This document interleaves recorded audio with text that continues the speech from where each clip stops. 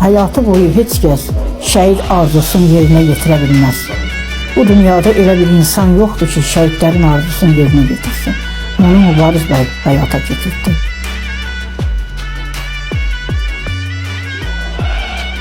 Allah yolunuzu açıq eləsin abi.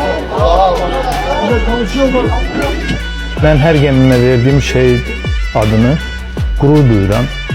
Çünkü mənə qismət olmadı savaşa qatılmağa. Seve-seve qatılırdım. Seve-seve Ermeni qıdalarından vururdum.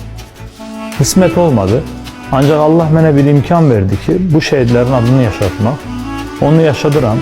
Mübariz Mənşimoğlu değerli bir insandı.